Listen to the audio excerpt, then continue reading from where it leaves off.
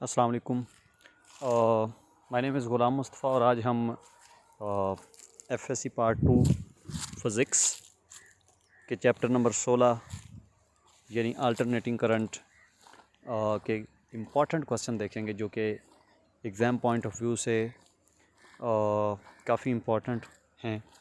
Long question, short question और फिर हम एक्सरसाइज के शॉर्ट क्वेश्चन और न्यूमेरिकल्स भी मैं आपको बताऊंगा कि कौन कौन से जो हैं वो एग्ज़ाम के हवाले से इम्पॉर्टेंट हैं।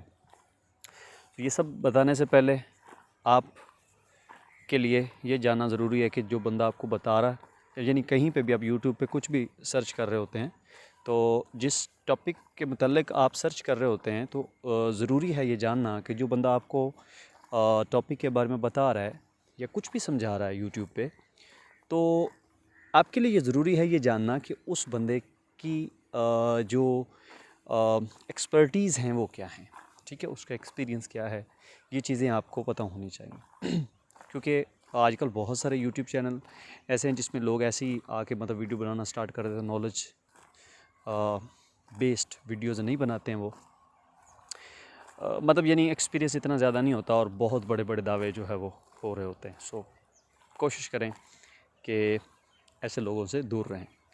सो सबसे पहले मैं आपको बता दूं 2017 से मैं ऑफिशियली जो है वो फ़िज़िक्स पढ़ा रहा हूँ एफएससी को, और 2017 से लेकर ऑनवर्ड जितने भी एग्ज़ाम्स हुए, ज़ाहिर है बहुत सारे मेरे स्टूडेंट्स जो हैं वो ये एग्ज़ाम दे चुके हैं। यानी 2017 से लेकर अब तक मुसलसल मैं पढ़ा रहा हूँ। सो मुझे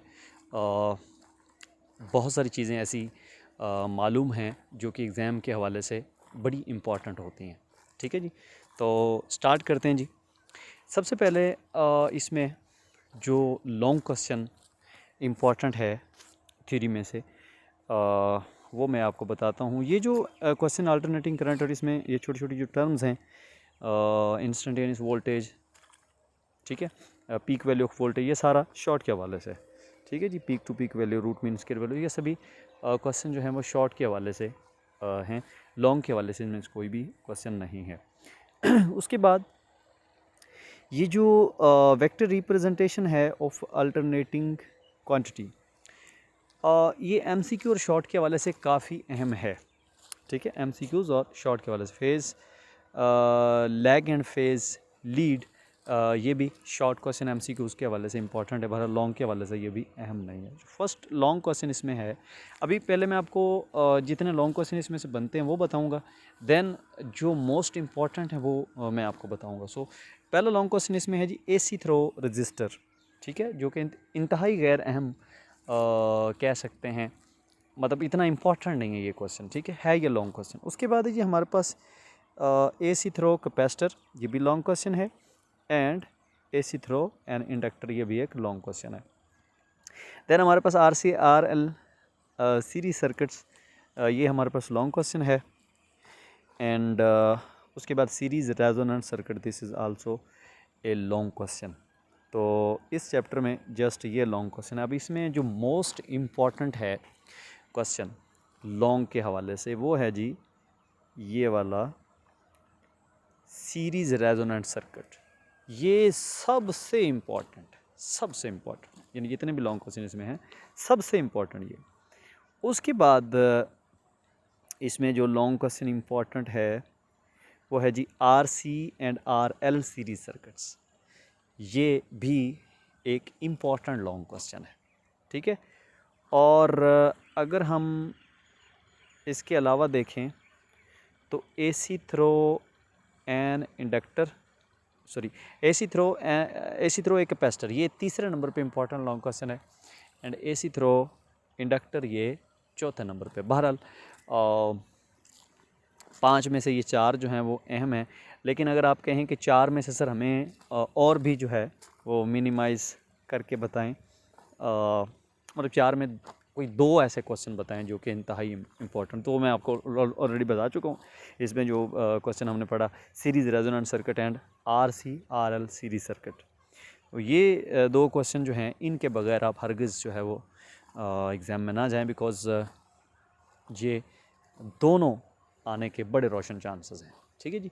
सो ये इम्पॉर्टेंट के हवाले से सॉरी लॉन्ग क्वेश्चन के हवाले से चीज़ें थी जो मैंने आपको बताई। बाकी इसके अलावा थ्योरी में से जो डेफिनेशन बेस्ड चीज़ें होती हैं वो आपने शॉर्ट के हवाले से करनी है। अच्छा, अब हम मूव करते हैं जी एक्सरसाइज की तरफ। लॉन्ग क्वेश्चन के हवाले से कोई सवाल है तो वो आप मुझसे जो है ना वो कमेंट सेक्शन में पूछ सकते हैं। अच्छा जी, उसके बाद हम जाते हैं जी इसकी एक्सरसाइज में।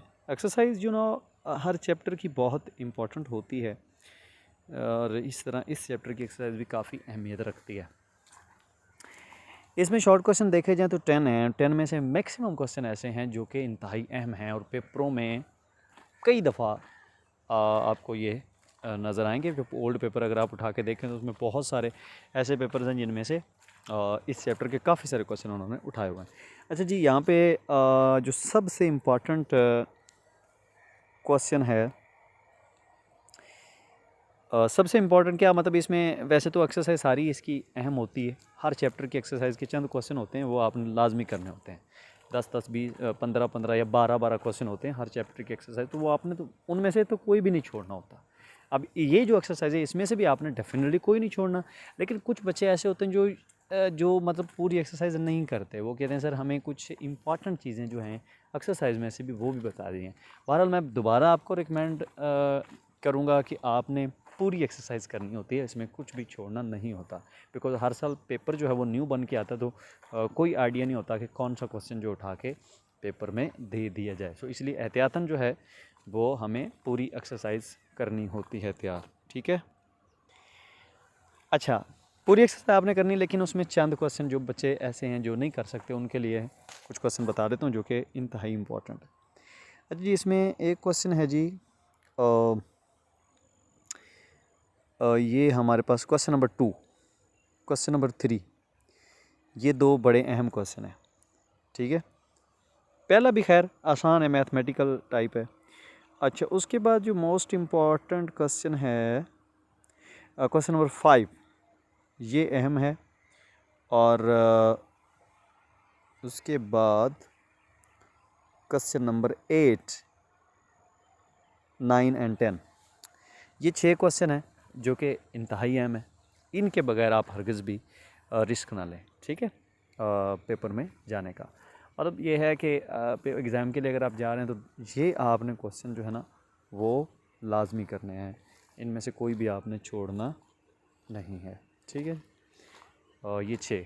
बाकी मैं रिकमेंड करूँगा आपको कि आप पूरी एक्सरसाइज ही तैयार करें। ठीक है जी। न्यूमेरिकल की बात की जाए तो न्यूमेरिकल इसमें टोटल जो हैं वो 10 हैं, लेकिन चंद ऐसे हैं जो इंतहाई अहम हैं। जैसे क्वेश्चन नंबर 3, 4, 6, उसके बाद 7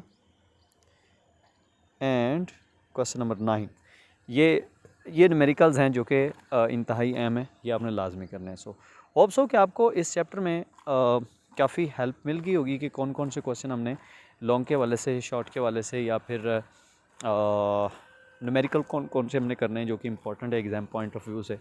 तो वो मैंने आपके साथ शेयर कर दिया। बाकी एक्सरसाइज इसके ये जो थ्योरी है, थ्योरी में से बहुत सारे शॉर्ट क्वेश्चन होते हैं जो कि थ्योरी में से आते हैं, मतलब चैप्टर के अंदर से आते हैं। जो शॉर्ट क्वेश्चन वो मैंने आपको बताया वो इतने ज़्यादा नहीं आते हैं, वो चंद डेफिनेशन बेस्ड क्वेश्चन होते हैं। मतलब फॉर एग्जांपल यहाँ पे कोई आ जाता है जी इम्पीडेंस, तो इम्पीडेंस की डेफिनेशन पूछ लेगा, इसका यूनिट पूछ लेगा, फार्मूला पूछ लेगा। ये दो चीज़ें हैं, तीन जो कि आपने हर डेफिनेशन बेस्ड टॉपिक के बारे में करनी होती हैं। ठीक है जी। तो और इसके अलावा मैं बाज़ दफ़ा बच्चों को ये भी रिकमेंड करता हूँ कि थ्योरी के शॉर्ट क्वेश्चन अगर आप जितने कर सकते हैं, जो समझ में आ रहे हैं आपके थ्योरी के अंदर से, चैप्टर के अंदर से जो शॉर्ट क्वेश्चन हैं जितने समझ में आ रहे हैं वो कर लें। और दूसरा हमारे पास एक बड़ा अच्छा मेथड होता है कि हम पुराने पेपर उठा के रख लेते हैं सामने, और उन पुराने पेपरों में वो वाले क्वेश्चन जो कि थ्योरी में से उन्होंने उठाए होते हैं हम सिर्फ वही तैयार कर लेते हैं, तो उन्हीं में से दोबारा क्वेश्चन जो है वो रिपीट हो जाता है। बहरहाल एक्सरसाइज के बारे में कोई कंप्रोमाइज़ नहीं करना, आपने एक्सरसाइज आपने सारी तैयार करनी है। थ्योरी में से अगर आप चंद आपको समझ आते हैं उसमें से जो आपको मिलते हैं वो आप कर लें जो ईजी हो। ठीक है, और साथ में ओल्ड पेपर में जो आए हुए होते हैं वो वाले आप कर सकते हैं, तो इससे आपका यानी 100% पेपर जो है वो कम्प्लीट हो जाएगा। इस चैप्टर के MCQs के लिए मैं आपको रिकमेंड करूँगा स्कॉलर सीरीज़, जो कि काफ़ी अच्छे MCQs उसके अंदर होते हैं, वो आप कर सकते हैं।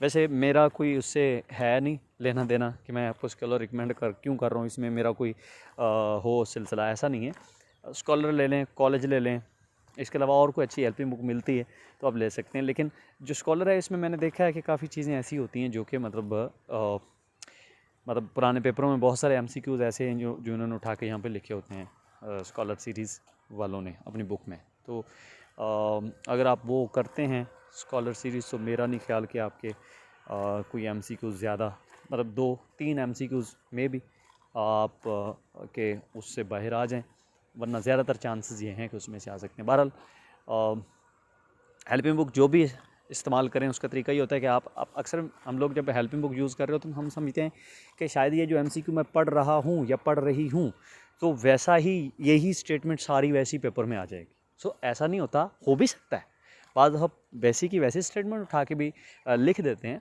लेकिन बाद दफ़ा क्या होता है कि स्टेटमेंट चेंज हो जाती है, उसमें कॉन्सेप्ट भी चेंज होता है, वैल्यूज़ भी चेंज कर देते हैं। वो न्यूमेरिकल टाइप अगर कोई MCQ हो तो उसमें वैल्यू जो है ना वो चेंज कर देंगे, स्टेटमेंट चेंज हो सकती है, लेकिन याद रखें कॉन्सेप्ट जो है वो सेम होता है। जब भी आप MCQ कर रहे होते हैं तो कोशिश किया करें कि उससे रिलेटेड कोई भी MCQ जो जिसको हम एडिशनल MCQ कहेंगे वो भी साथ में किया करें, बिकॉज हमारे पास सेशन के बहुत सारा मतलब टाइम होता है। हम शुरू में तो MCQs को हाथ भी नहीं लगाते, हम कहते हैं भी एंड पे करेंगे जाके, तो एंड पे हमारे पास फिर 1 महीना बच जाता है और 1 महीने के अंदर आपको पता है जो भी आप हेल्पिंग बुक उठाते हैं उसमें 100 MCQs होते हैं। वो आप फिर उसको देख के घबरा जाते हैं भी अब हम 100 MCQ कैसे करें एक चैप्टर का, ये तो 11 चैप्टर हैं तो ये तो 1100 MCQ हो जाएगा, हमें तो कुछ पल्ले ही नहीं पड़ेगा। इसका बेहतर तरीका ये होता है कि जब आपका सेशन शुरू होता है ना, उस वक्त ही आप जो टॉपिक आपको कॉलेजेस में पढ़ाए जा रहे होते हैं उन टॉपिक से रिलेटेड घर में आके आप उनके MCQs फ्रेश साथ साथ करते जाया करें, ठीक है। तो जब वहाँ पर रिवीजन हो कॉलेज में तो वहाँ घर में भी आपने MCQs की रिवीजन स्टार्ट कर देनी होती है, यानी जो टॉपिक आप पढ़ें क्लास में वही आपने करना होता है उसके MCQ। सो एक बड़ा सिंपल सा फार्मूला, लेकिन हम लोग अमल इस पर नहीं करते हैं। लेकिन अभी भी टाइम इतना हमारे पास है कि हम ये MCQs मैनेज कर सकते हैं। So best of luck for your exams. And video में अगर कोई इशू है, कोई मज़ीद क्वेश्चन आप पूछना चाह रहे हैं तो वो कमेंट सेक्शन के अंदर आप पूछ सकते हैं।